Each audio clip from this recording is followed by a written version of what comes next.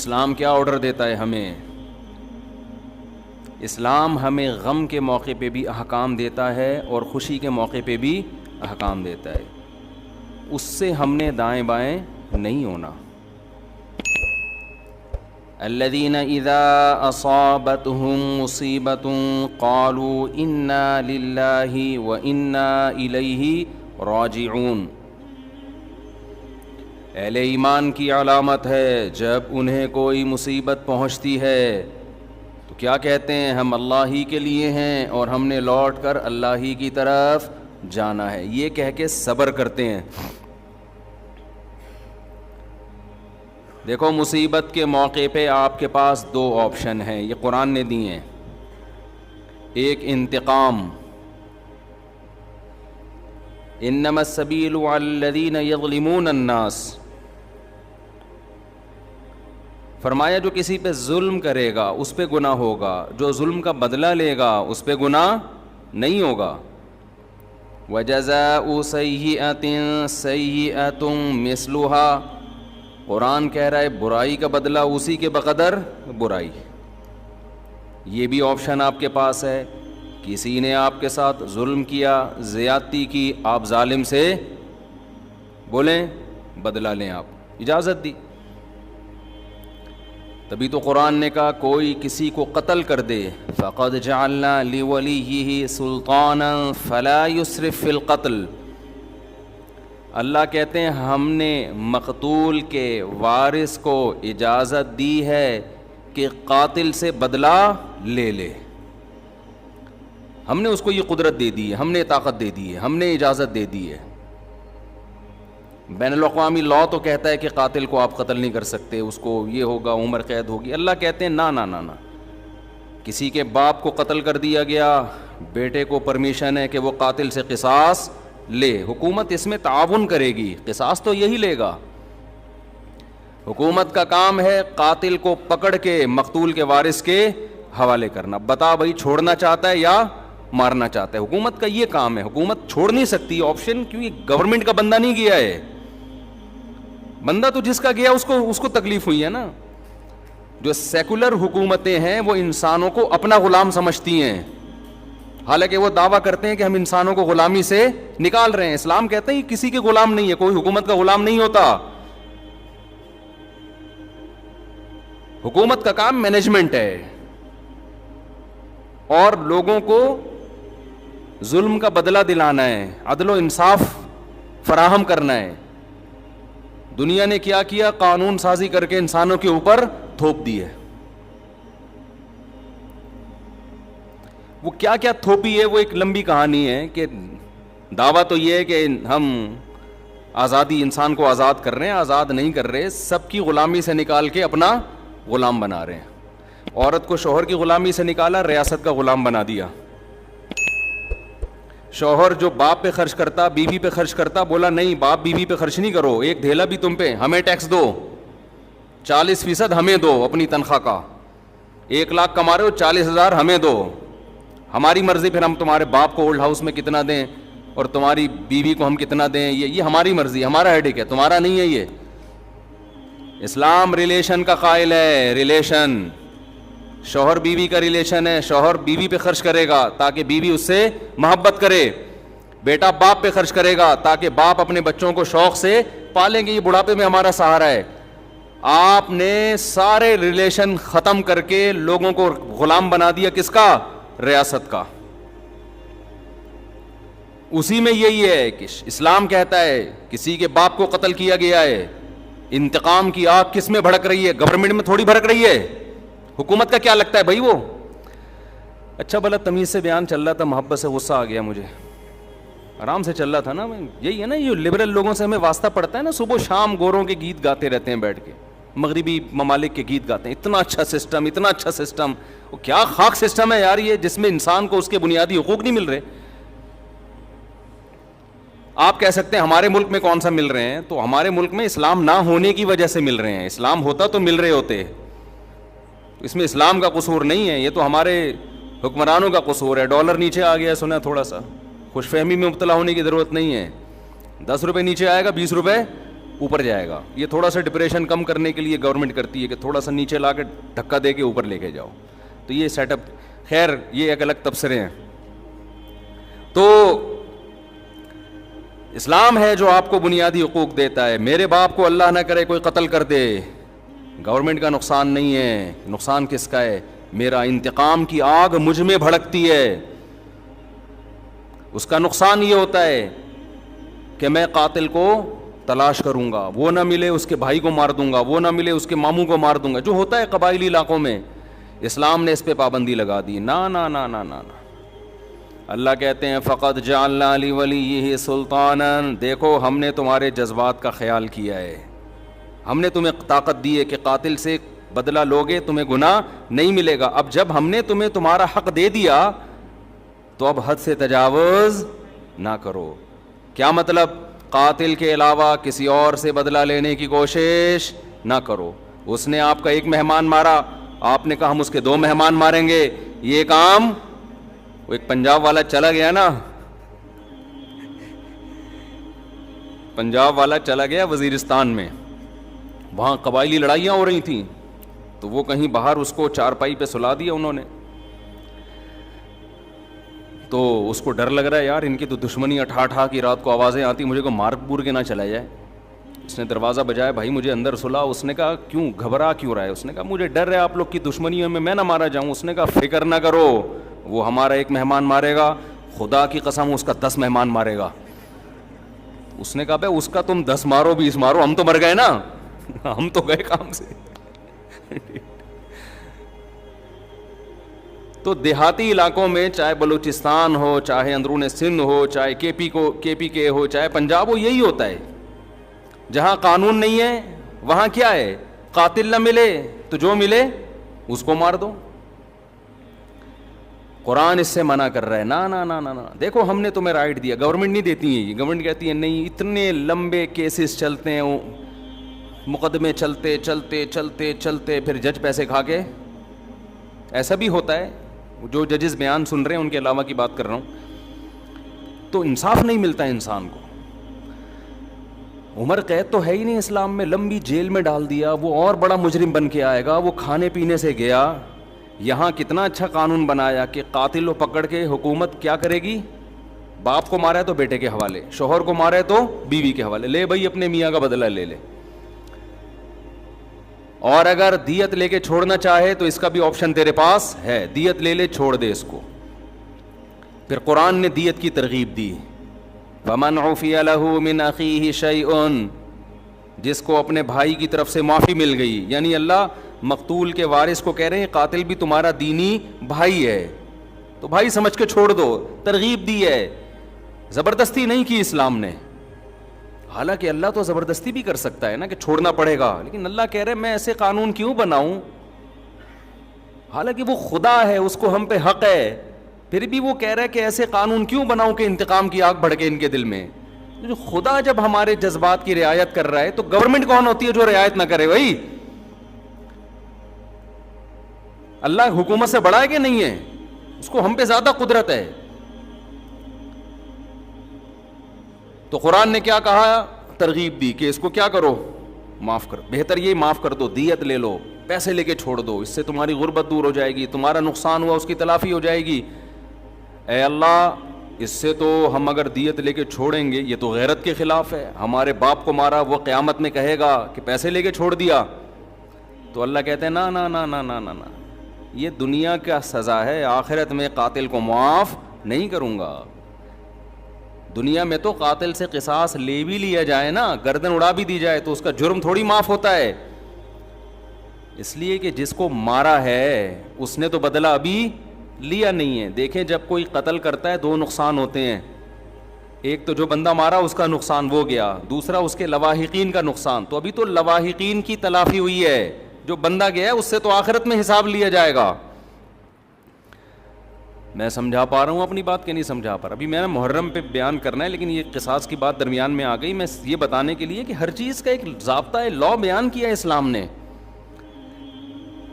تو قرآن کیا کہہ رہا ہے, قاتل کو فلا یسرف فی القتل, ہم نے اجازت دے دی ہے تو قتل میں حد سے تجاوز نہ کرو. نمبر 1 حد سے تجاوز کیا ہے, جس نے قتل کیا اس کے علاوہ کسی اور کو مارنے کی کوشش نہ کرو کہ جی اس کا چاچا آ گیا تو اس کا ماموں آ گیا تو اس کا خالو آ گیا اس کو اڑا دیا. نہ نہ نہ. نمبر 2 قتل کرنے میں بھی حد سے تجاوز نہ کرو, اس کو تڑپا کے مت مارو. تبھی حدیث میں آتا ہے لا قواد الا بالسیف, قصاص لیا جائے گا تلوار سے, اس میں تکلیف کم ہوتی ہے. سعودی عرب میں گردنیں اڑائی جاتی ہیں نا, دیکھی ہوں گی آپ نے, اب تو وہاں بھی آہستہ آہستہ کم ہو رہا ہے. اس میں کیا کرتے ہیں, جلاد ادھر ایک تلوار لگاتا ہے گردن پہ پیچھے, جیسے ہی تلوار لگتی ہے آپ کی جتنے بھی کنیکشن ہے نا دماغ اور باڈی کا فوراً ختم, تکلیف کا احساس ختم. ادھر قاتل کی گردن الگ ہوئی, قاتل تڑپتا ہوا نظر آتا ہے مگر اسے تکلیف بولو نہیں ہوتی, کیونکہ دماغ اور باڈی کا کنیکشن کیا ہو گیا ختم, تو وہ تکلیف کیسے محسوس کرے گا. لیکن دہشت بہت ہوتی ہے, کیونکہ جس طرح اس کی گردن الگ ہو کے گرتی ہے اور جس طرح اس کی لاش تڑپ رہی ہوتی ہے, اس سے لوگوں پر ایک دہشت طاری ہو جاتی ہے اور لوگ قتل سے بچ جاتے ہیں کہ یار ہمارا بھی انجام ہوگا. کتنا پیارا حکم ہے کہ جو قتل کا مقصد تھا لوگوں کو بچانا آئندہ جرم سے, وہ مقصد پورا حاصل ہو رہا ہے اور قاتل کو تکلیف کم سے کم دی جا رہی ہے. میں سمجھا پا رہا ہوں اپنی بات. لیکن جو اسلام مخالف قوتیں ان کا قانون کیا ہے, بند کمرے میں لٹکاؤ. بند کمرے میں کسی کو عبرت ہوگی ہے بھائی. ایک صاحب سعودی عرب سے آئے, بہت پرانی بات ہے, انہوں نے کہا کہ میں نے پہلی دفعہ سعودی عرب میں جب قصاص دیکھا نا, گردن اڑائی, تو میں 2 گھنٹے کانپتا رہا ہوں کھڑے ہوئے.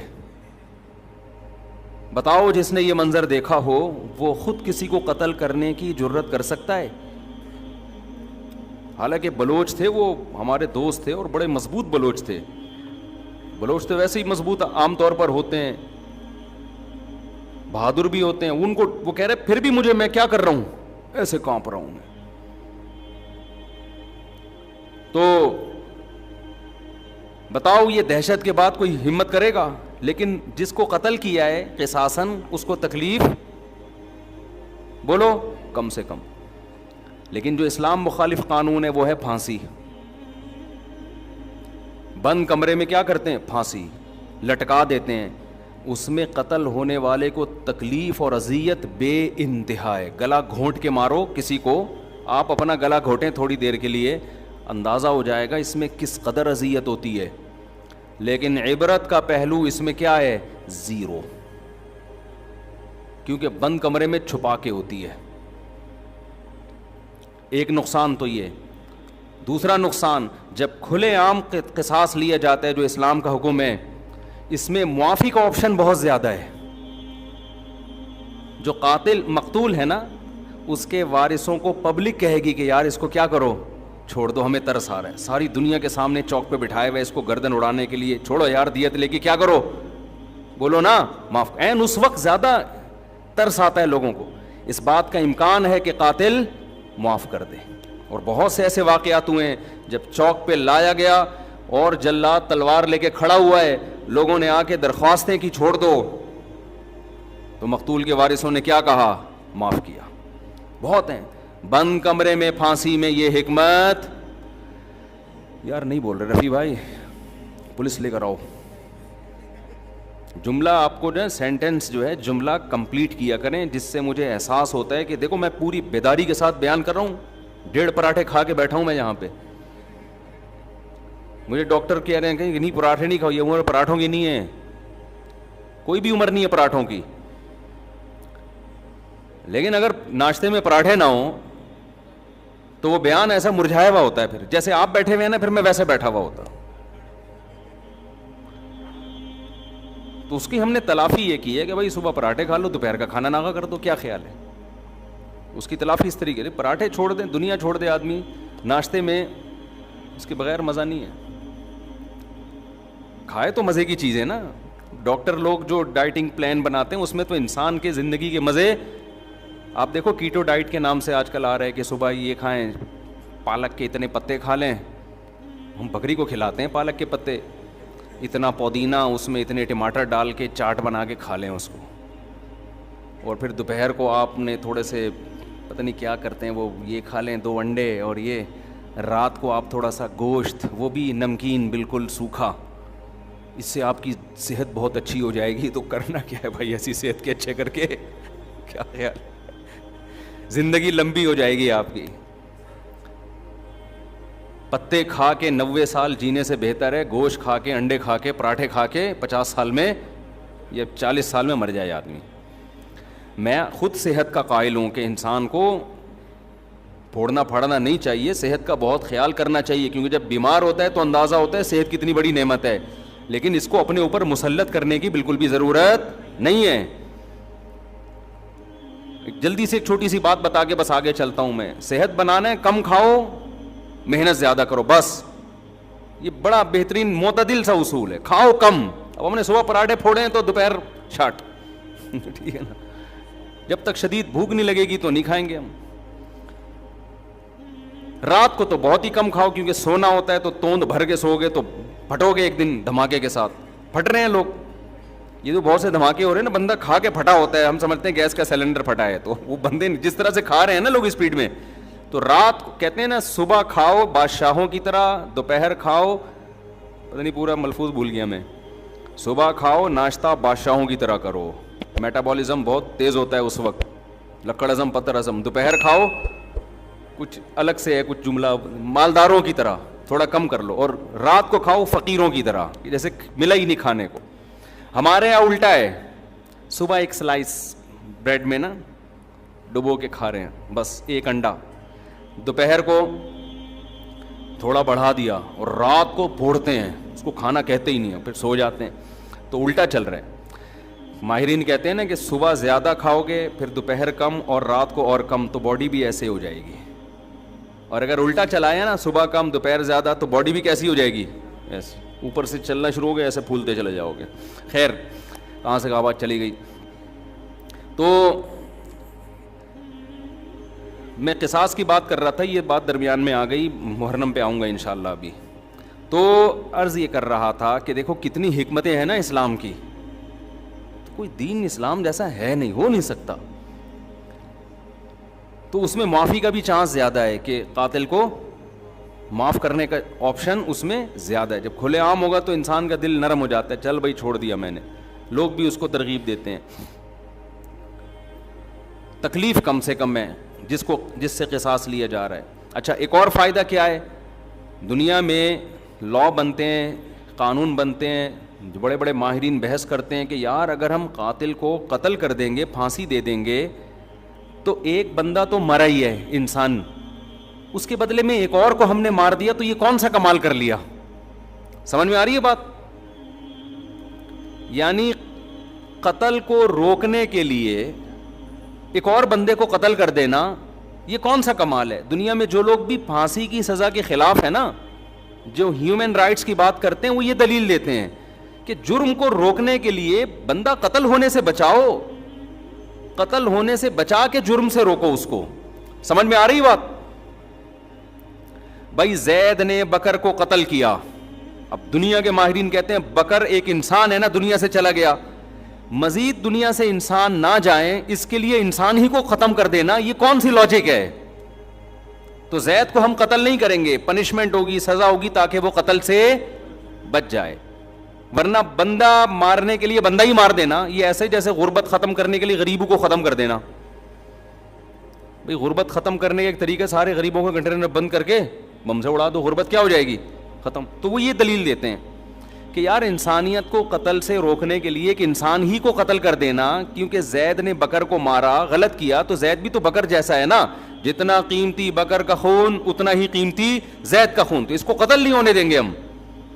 یہ انسانوں کی لاجک ہے جو خدا کے قانون کے مقابلے میں اس کی کوئی حیثیت نہیں ہے. قرآن نے اس لاجک کا جواب دیا ہے. یہ پہلے بھی لوگ تھے اس طرح کی باتیں کرتے تھے. قرآن نے کہا وَلَكُمْ فِي الْقِصَاصِ حَيَاةٌ يَا أُولِي الْأَلْبَابِ, اے عقل مندو, وہ لوگ جن کی عقل صحیح کام کرتی ہے, سنو, ہم جو کہہ رہے ہیں کہ قاتل کو قتل کر دو, تو اس قتل میں انسانیت کا قتل نہیں ہے، انسانیت کی بقا ہے. ایک مارو گے کروڑوں بچیں گے، اور اگر ان کو جیل میں ڈال ڈال کے چھوڑتے رہو گے نا تو قتل دنیا میں ختم ہونے کے بجائے بڑھے گا. اور یہ جو تمہاری لاجک ہے کہ بکر کا خون جتنا قیمتی تھا زید بھی اتنا ہی قیمتی ہے، اس لاجک کا جواب یہ کہ بڑے نقصان سے بچنے کے لیے چھوٹا نقصان برداشت کیا جاتا ہے. زید کا خون قیمتی ہے مگر اتنا نہیں جتنا معصوم لوگوں کا خون قیمتی ہے. ان معصوموں کے خون کی زیادہ قیمت ہے، قاتل کے خون کی اللہ کی نظر میں قیمت نہیں ہے. سمجھ میں آ رہا ہے کہ نہیں آ رہا؟ اس بے قیمت خون کو بہانے سے قیمتی خونوں کی حفاظت ہو جائے گی. قاتل کی سزا قرآن میں بیان کر دی ہے. فقد جعلنا لولیہ سلطانا فلا یسرف فی القتل، کہ اگر کسی نے کسی کو قتل کیا ہے تو مقتول کے جو وارث ہیں ان کو یہ حق حاصل ہے، قدرت حاصل ہے کہ وہ قاتل کو قتل کر دیں. یہ بھی حق حاصل ہے. نمبر 2 یہ حق بھی حاصل ہے کہ دیت لے کے بولو نا بھائی چھوڑ دیں. وارثوں میں کسی ایک نے بھی معاف کر دیا تو قاتل سب کی طرف سے بولو نا یار معاف. بھائی ایک یہ میں مسئلہ اس لیے بھی بیان کر رہا ہوں، آج کل گاؤں دیہاتوں میں بڑا ظلم ہوتا ہے اور شہروں میں سزا ہی نہیں ملتی. گاؤں دیہاتوں میں جتنا جرم ہے اس سے زیادہ سزا ملتی ہے، اور شہروں میں جتنا جرم ہے اتنی بھی نہیں ملتی. مزید آپ آگے جائیں گے تو جس کا جرم نہیں ہے اس کو مل رہی ہوتی ہے. سمجھ رہے ہیں نا؟ کچھ بھی بنا کے کسی پہ بھی کیس ڈال دیا جاتا ہے. تو قاتل یہ بھی ایک شریعت کا حکم ہے کہ گاؤں دیہاتوں میں قبائلی علاقوں میں جب کہیں قتل ہو جاتا ہے تو اس میں پھر شریعت کا خیال نہیں کیا جاتا، کیونکہ اخپل طریقے سے چل رہے ہیں نا اسلام پہ، اخپل طریقے سے.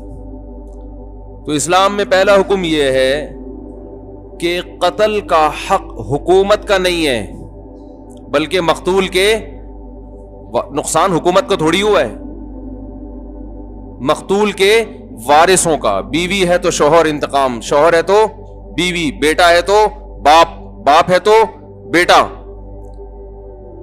سمجھ رہے ہیں کہ نہیں سمجھ رہے؟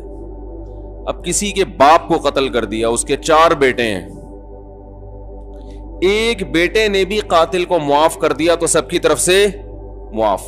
اب حکم خود بخود کہاں آ جائے گا؟ دیت کی، کیونکہ چاروں کا رائٹ تھا نا. ایک نے بھی معاف کر دیا تو اب قاتل کو قتل نہیں کیا جا سکتا. اب کنورٹ ہو جائے گا معاملہ کہاں؟ دیت کی طرف. تو جو دیت معاف کرے گا اس کے حصے کی تو معاف ہوگی، دوسرے کی معاف. مثلاً دیت 1 کروڑ روپے بنتی ہے اور وارث کل 4 ہیں، تو ایک نے دیت معاف کر دی تو پوری 1 کروڑ معاف، 25% معاف ہو جائے گی. کیونکہ آپ دوسرے کا حق معاف نہیں کر سکتے، اپنے حق میں دستبردار ہو سکتے ہیں. سمجھ رہے ہیں کہ نہیں سمجھ رہے بھائی؟ تو قاتل کے اولیاء کے علاوہ کسی اور کو مقتول کو، قاتل کو، مقتول کے اولیاء کے علاوہ کسی اور کو قاتل کے قتل کی اجازت. بولتے کیوں نہیں یار، کیا ہو گیا؟ بول دو نا نہیں ہے. یہ سبق یاد کرو نا. مثال کے طور پر کسی نے کسی کو قتل کر دیا، اب اس کے بیٹے انتقام نہیں لے رہے، چاچے آ کے انتقام لے رہے ہیں، تو چاچوں کو حق ہے بھائی، چاچوں کو حق حاصل ہے. بعض گاؤں دیہاتوں میں یہ رواج ہے کہ عورت سے کوئی فحاشی کا کام ہو جائے، کسی آشنا کے ساتھ بھاگ گئی یا کوئی غلط تعلق ہو گیا تو اسے قتل کر دیتے ہیں. اور کمال کی بات یہ کہ قتل شوہر نہیں کر رہا بلکہ عورت کے دوسرے رشتہ دار کر رہے ہیں. یہ ظلم در ظلم ہے یا نہیں ہے؟ بولو نا بھائی.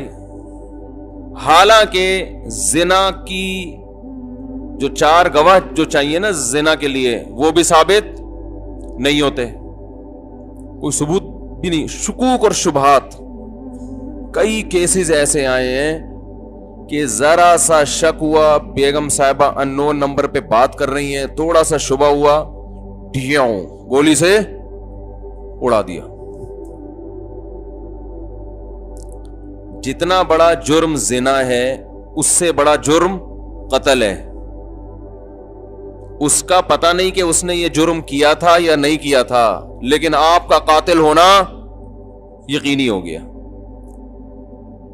جب ان سے کہا جاتا ہے کہ بھائی یہ جائز نہیں ہے, تو وہ کہتے ہیں یہ ہماری غیرت کا مسئلہ ہے. تو اس کا مطلب آپ کی غیرت شرعی حدود سے ہٹ کر ہے. یہ تو وہ غیرت ہو گئی جو عربوں میں تھی کہ بیٹی کو زندہ دفن کرتے تھے کہ داماد نہ بنانا پڑے کسی کو, تو وہ غیرت ہو گئی نا. جہالت ہو گئی ہے.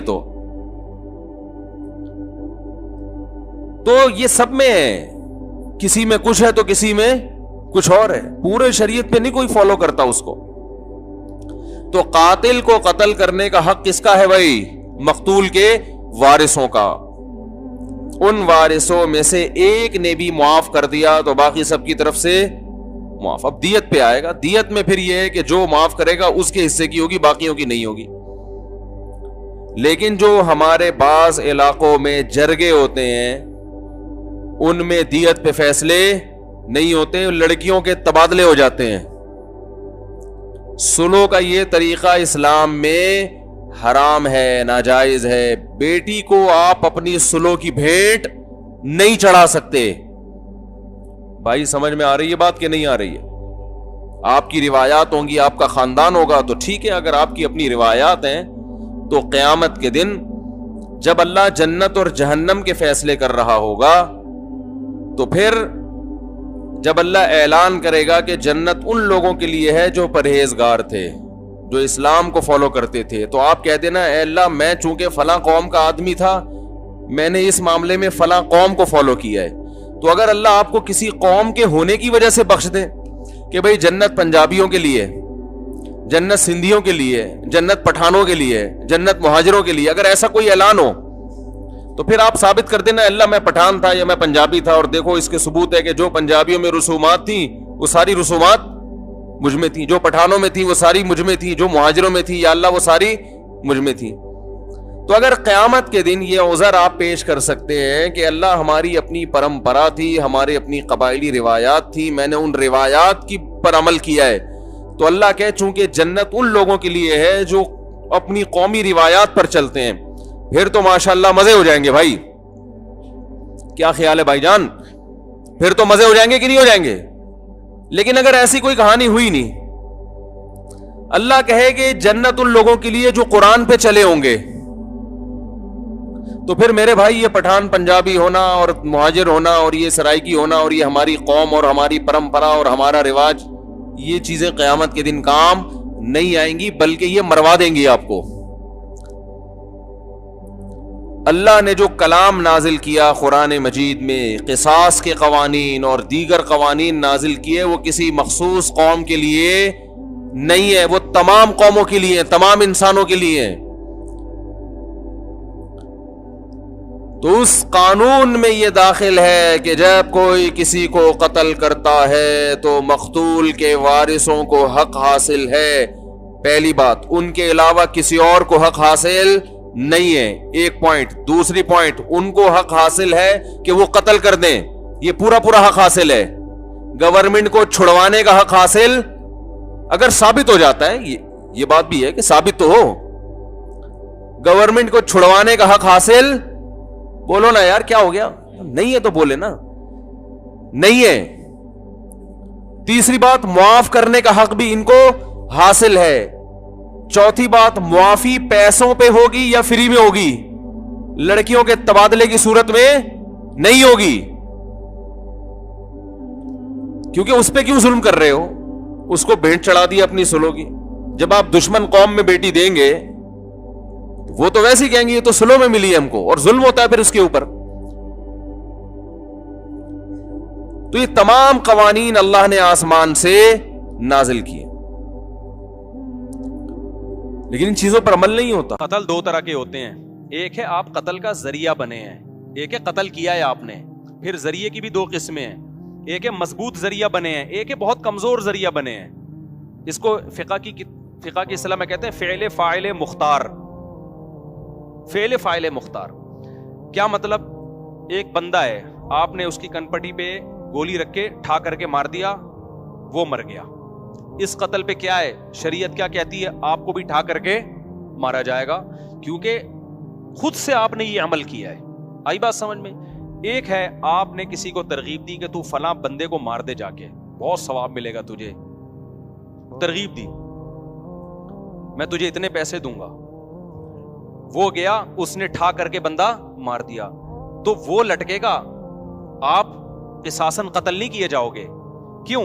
اس لیے کہ آپ نے جو ترغیب دی ہے نا, آپ نے اس کو مجبور تھوڑی کیا ہے. قاتل کو, قاتل نے بالکل اپنے اختیار سے مقتول کو قتل کیا ہے, اس میں آپ کی کوئی زبردستی نہیں, صرف موٹیویشن تھی آپ کی. تو موٹیویشن بھی جرم ہے, قتل نفس کا گناہ تو آپ کو ملے گا, لیکن دنیا میں اسلامی قانون میں یہ اس سے کم درجے کا جرم ہے کہ ایک آدمی ڈائریکٹ جا کے قتل کر رہا ہے اور ایک دوسرے کو قتل کرنے کی ترغیب. تو دنیاوی احکام میں یہ کم درجے کا جرم ہے. پوری دنیا میں اس پہ آپ کو لٹکایا نہیں جائے گا کہ جی ترغیب اس نے دی تھی. ہاں, قیامت کے دن تو آپ کو بھی قتل کا گناہ ملے گا. قیامت کے جو اصول ہیں وہ تو کچھ اور ہے نا, لیکن دنیا کے اصول کیا ہیں بولو, کچھ اور ہے. تو ترغیب کا تو گناہ ملے گا, اس پہ آپ کو عدالت چترول بھی لگا سکتی ہے, قید بھی کر سکتی ہے, سزا دے کے پھر چھوڑ دے گی, کیونکہ آپ نے بھائی اس کو صرف موٹیویشن کی ہے نا. کرنے والا کون ہے؟ وہ بندہ ہے. آئی بات سمجھ میں؟ تیسری صورت کیا بنتی ہے؟ ایک بندہ تھا, آپ چاہتے تھے اس کو مارا جائے, آپ نے قاتل کو کہا تو جا کے مار دے, اور میں نے اس کو پیچھے سے پکڑ کے رکھوں گا, باندھ کے رکھوں گا, تو اس کے سر پہ گولی مار دینا. مارنے والا کون ہے؟ قاتل. آپ کون ہو؟ پکڑنے والے. اب آپ بھی مباشر کہلاؤ گے. اب دونوں کو لٹکایا جائے گا, اس لیے کہ دونوں قتل میں پریکٹیکلی شریک ہیں. آئی بات سمجھ میں؟ ایک صورت کیا ہے, آپ نے کسی کو جا کے کہا, آپ نے کسی کو جا کے کہا تو مر جا, اس زندگی سے موت کیا ہے بہتر ہے. اس نے کہا اچھا یار یہ مسئلہ تو مجھے معلوم ہی نہیں تھا, اس زندگی سے موت کیا ہے بہتر ہے. اس نے بندوق اٹھائی, ٹھا کر کے اپنے آپ کو مار لیا. اب تو چترول بھی نہیں لگیں گے آپ کو, بس گناہ ہوگا. کسی مولوی صاحب کے پاس جاؤ گے, مولوی صاحب کہیں گے توبہ کر یار, تو کس قسم کے مشورے دے رہا ہے لوگوں کو. اب دنیا کی کوئی عدالت یا اسلامی عدالت قاتل کو لٹکا سکتی ہے جس نے مشورہ دیا تھا؟ اس لیے کہ بھائی وہ فعل فاعل مختار, وہ آدمی خود مختار تھا, وہ نہ عمل کرتا آپ کے مشورے پر. گناہ تو ملے گا کہ آپ نے غلط مشورہ کیوں دیا, بہت بڑا گناہ ملے گا, چھوٹا گناہ نہیں ملے گا. لیکن نہ دنیا میں قتل کا کیس بنے گا, نہ آخرت میں سزا ملے گی. آپ کہہ سکتے ہو اللہ میں نے برائی کا مشورہ دیا تھا, بندے نے اپنے آپ کو ٹپکا دیا, میں نے بندوق پکڑائی اس کو, نہ میں تو پھر بھی یہ جرم ہے. ایسا نہ ہو کہ مشورے دینا شروع کر دیں آپ, لیکن لٹکایا نہیں جائے گا. اور اس سے بھی کم درجے کا جرم یہ ہے کہ آپ ایک آدمی کو ٹینشن دے رہے ہو, اور وہ ٹینشن بھی بنتی ہے, اس نے آپ کو ٹینشن دی ہے, اس نے آپ کو لاکھوں روپے کا مقروض بنا دیا. آپ گلی میں گزرتے کہتے ابے تو میرے پیسے لے کے بھاگا ہوا ہے, ابے تو میرے پیسے کب دے گا. اس ٹینشن میں آ کے اس نے اپنے آپ, اور آسان مثال کر دیتا ہوں, زید نے بکر سے 1 کروڑ روپے لے لیے اور بھاگ گیا. زید نے بکر سے قرضہ لیا 1 کروڑ اور لے کے کیا ہو گیا, بھاگ گیا. اب بکر اس کے پیچھے, جہاں زید ملتا ہے, میرے پیسے کب دے رہا ہے. زید کہہ رہا ہے میرے پاس پیسے ہیں ہی نہیں, میں کیا کروں. ابے ہے نہیں ہے بھائی, یہ تیرا ہیڈک ہے, میرا ہیڈک کیا, مجھے میرا پیسہ چاہیے. پھر ادھر سے آیا زید, بکر نے ادھر سے پکڑا, ابے میرے پیسے کب دے رہا ہے. زید نے کہا یار میں غریب آدمی کہاں سے دوں پیسے. ابے بھائی یہ میرا ہیڈک نہیں ہے, قرضہ لینے سے پہلے سوچنا چاہیے تھا نا. فقہا بھی بیان کرتے ہیں کہ جو قرضہ لے کے گیا اور وہ واقعی سچی مچی کا غریب ہو گیا, تو عدالت اس کو قید میں تو نہیں ڈالے گی. امام حنیفہ کا یہ موقف ہے. عدالت کیا کرے گی, بکر کو کہے گی تو جان اور زید جان, کیونکہ ہم اس کے پاس پیسے ہیں نہیں تو نکلوائیں کہاں سے. اب تو اس کو ذہنی ٹارچر کر کے نکال لے. عدالت یہی کرے گی کہ تو جا اور یہ جانے. اب تو اس کو پیچھا کرتا رہے, جہاں ملے نا اس کو بولتا رہے میرا پیسہ, یہ تیرا حق ہے. اب کیونکہ ہم تو نکال نہیں سکتے, ہے نہیں, چھوڑ بھی نہیں سکتے, کیونکہ چھوڑ دیا تو یہ تو کما کے بھی نہیں دے گا. تو یہی قانون ہے.